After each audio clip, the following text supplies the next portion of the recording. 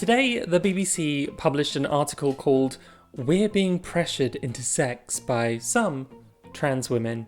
Naturally, it's controversial, and I want to talk about why it's stupid. But even if you agree with the article, please stick around, because I think I can convince you that this is actually a comically biased article. We're not going to talk about whether or not lesbians should want to have sex with trans people, but rather, is this just terrible journalism? Here's some context for some of the players in this story. Last week, the BBC was criticised in an open letter by a former employee for failing to meet the highest editorial standards when it comes to the coverage of trans issues, focusing on niche concerns instead of real issues and publicising misinformation by anti-trans campaigners such as the LGBT Alliance and presenting it as fact. The LGBT Alliance is a British advocacy group who, despite their name, is mainly focused on trans issues and which several LGBT organisations and MPs have called a transphobic hate group. This month, they've come under fire for harassing trans comedian Jen Ives, who attended their conference, and they were also criticised by BBC writer Russell T Davies in his BAFTA acceptance speech a few weeks ago. We're going to cut off the T. You can't have LGBT. We're going to cut LGB, cut off the T. In the end, you kill. So this article is very topical. The BBC's reporting on trans people and LGBT Alliance are part of the public conversation already.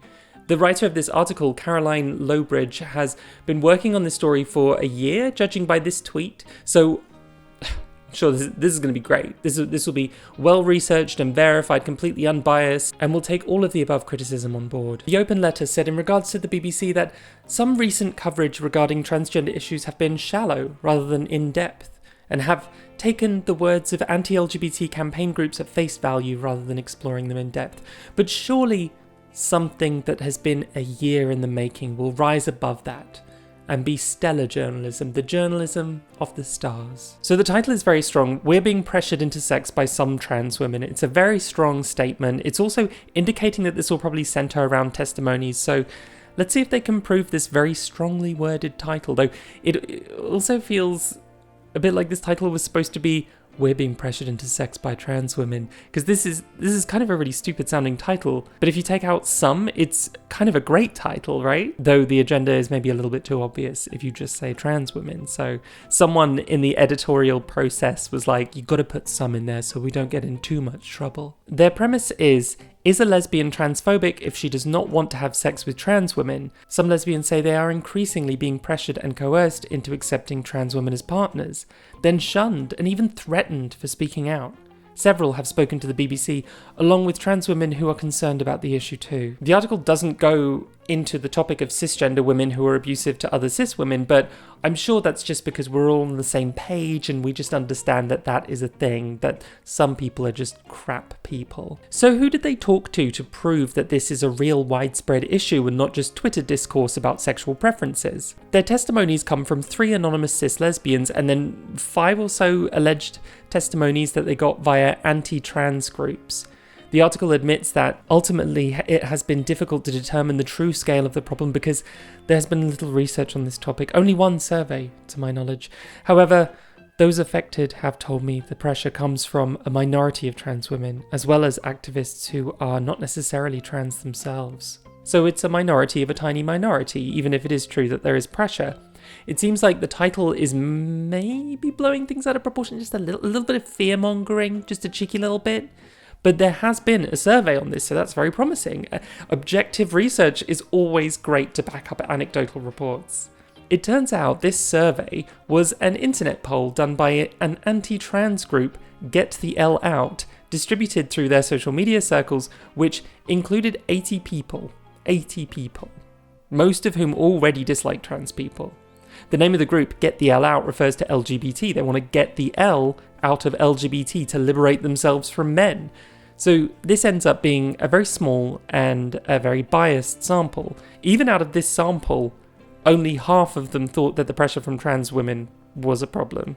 Okay. The group openly admits that they don't believe any academic research or research by established LGBT organisations, so they have to do their own, which is a little biased, and the sample is small, but even with the deceptive wording and questionable methodology, they couldn't prove that even the vast majority of their allies unanimously agree this is a problem. And the ones that did say it was a problem, for the most part said that it was an online pressure. Their wording is interesting. They kind of make it seem this is referring to physical sexual violence, but for the most part, they're actually talking about theoretical discussions that can lesbians be attracted to trans women? So the pressure is mostly the concept that a lesbian could be attracted to trans women.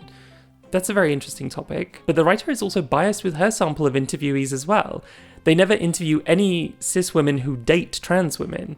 I know a lot of cis women who date trans women, and granted, many are bisexual, but it seems to me that discussing the nature of attraction to women might need to include quite a diverse array of women. They nominally include the perspectives of trans people and their allies who think trans people aren't inherently excluded from lesbian dating pools, but they don't actually talk to any cis lesbians who date trans women. They don't mention #L with the T, like a whole Twitter movement. There's this dating app part, right? What's happening is women who are attracted to biological females and female genitalia are finding themselves put in very awkward positions where if, for example, on a dating website, a trans woman approaches, because you get approached on dating websites, and they say, sorry, I'm not into trans women, then they are labelled as transphobic.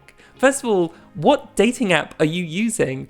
The lesbian dating app, and Tinder, they both mean you have to match, or at least engage with the person in some way, or like friend them in order to even be able to message them. But also, why would you say, sorry, I'm not into trans women? Like, say, for example, you're not attracted to people with moles. Like, okay, that's kind of crappy, but like, you can't get over it. So you politely tell them, I see us more as friends. Isn't that like the whole dating scene is like going on dates with people, and then like most of the time you come out having to be like, I see us more as friends. I'm not really feeling this as like a long-term thing, and I'm not really seeing this as a relationship. Like, you have to not marry people all the time. That's part of dating. And if the person is shitty about it, you just don't go on a date with them, or you don't reply to them. It's not as if the app is labeling you as a transphobe if you don't reply to a trans person. This is a fictional problem.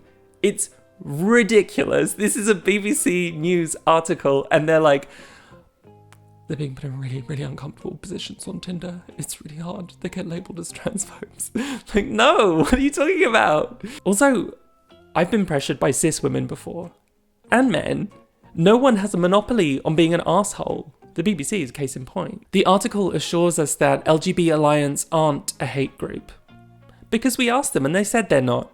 Okay? We're not going to research this. We're not going to research any of the claims made, for example, by the Independent Workers' Union of Great Britain. We're just going to take their word for it. The BBC is going to talk to a controversial group that keeps being condemned as a hate group without researching those criticisms, offering any proof of the contrary, and just reproducing their dubious statements as fact. What did that letter say again?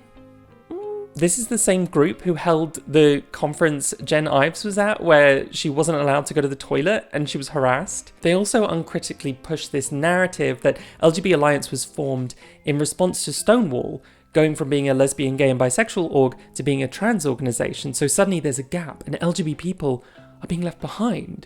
Except that's not actually what happened at all. If you bother to click on any of the links they provide as citations and sources, you can immediately find out that Stonewall did not turn into a trans org. In 2015, they just decided to become trans inclusive and give their employees training on trans issues.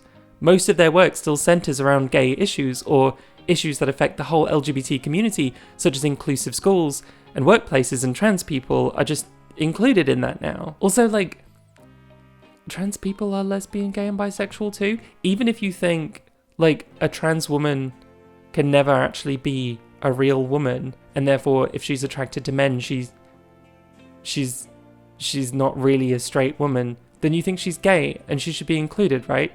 But then like so many trans people are bisexual, like they're just included by default in LGB already. But we don't want to think that, because that's very inconvenient. We want to think of trans as a completely separate group who are not lesbian, gay or bisexual, and never can be. They have a quote from Debbie Hayton saying that there is no data on sexual orientation of trans women, but she thinks most are into women. But because neither lesbians nor straight women will date them, they end up lonely and sad and predatory, because also bisexuals don't exist, presumably, so they have no one.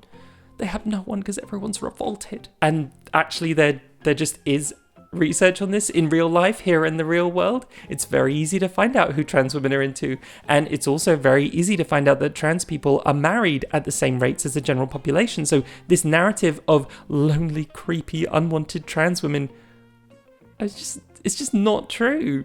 Like, most of the trans women I know are dating, and most of them have girlfriends. It's really great how this article will take the results of an 80-person internet poll by a group with a clear agenda and report them as credible research, and also won't fact check when one of their sources claims that there isn't any research on a topic that can easily be disproved. Stonewall refused to speak to the journalist.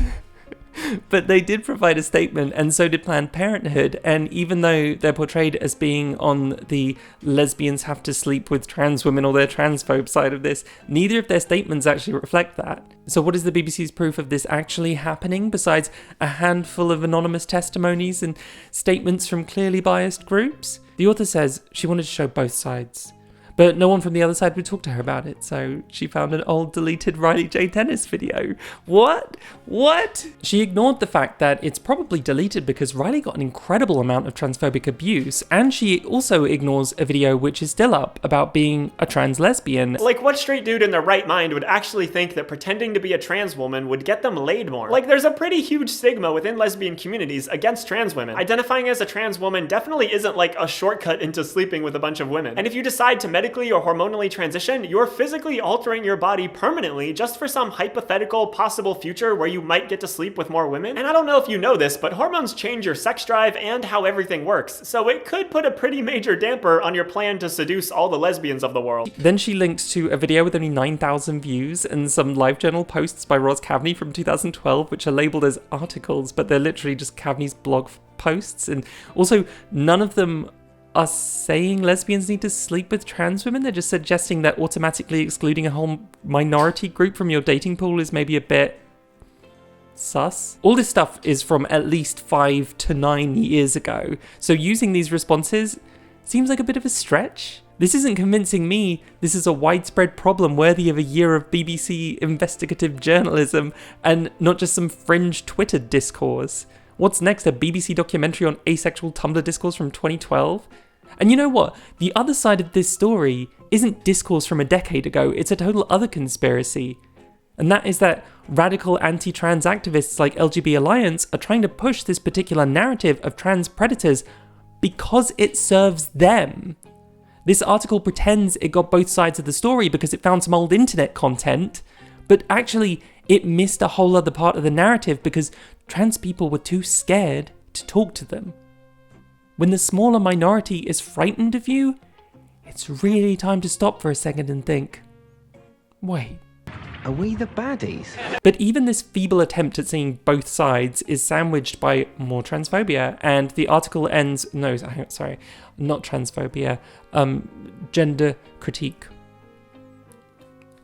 They're not transphobes, they just are a little bit critical of the existence of gender. So it's sandwiched with more gender critiques, and the article ends with a spokesperson from another very biased group, Speak Up for Women, whose core beliefs include women are adult human females, girls are human female children,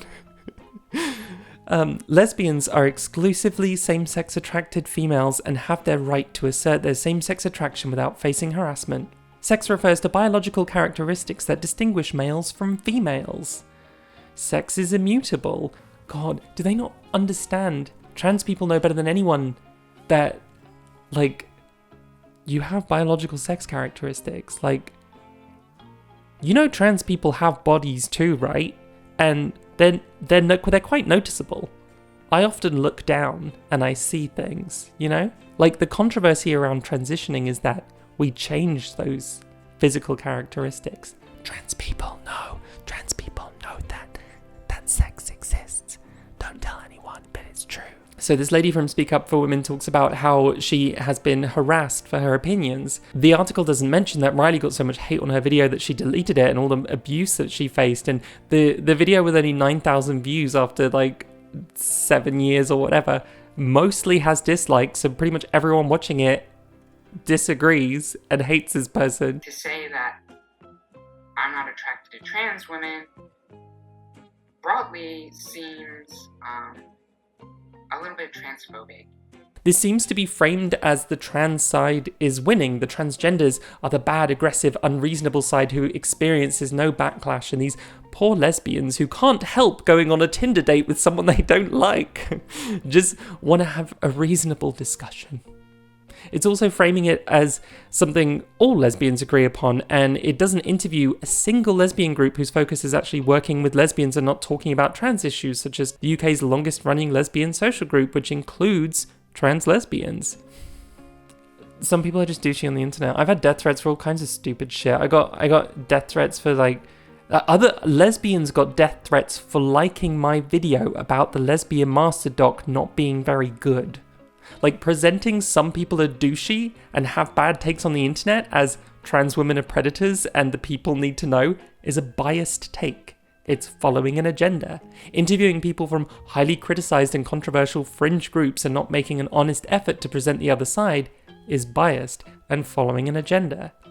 And this is doing everyone a disservice. If there's actually a pattern of sexual violence against lesbians, then presenting it in such an amateur, skewed way will make it seem like you're lying and prevent any credible organisation working with victims and survivors from taking it seriously. And if there isn't this kind of pattern, and this is just internet drama blown out of proportion by conspiracy groups and like a few assholes who exist in the world, because some people are assholes, it may kind of end up working against lesbians, who are often stereotyped as unhinged extreme feminists out of touch with reality, as well as trans people who are already seen as predatory, deceptive and dangerous. The only people who benefit from this are these fringe groups who got a nice big platform to spread their conspiracies and who got the BBC to give them credibility. This sucks. It's just not good reporting. I mean, maybe all trans people are evil, or just some trans people are evil, but you haven't convinced me. The babasa. Anyway, I just want to make this video real quick. Thank you for watching, and I'll see you next time. Like and subscribe! Woo! Pew pew pew pew! Press button! Press button! Press button! Don't press the dislike, please. Please, I'll. If you press the dislike button, I'll cry. You don't want to make an evil trans freak cry, do you?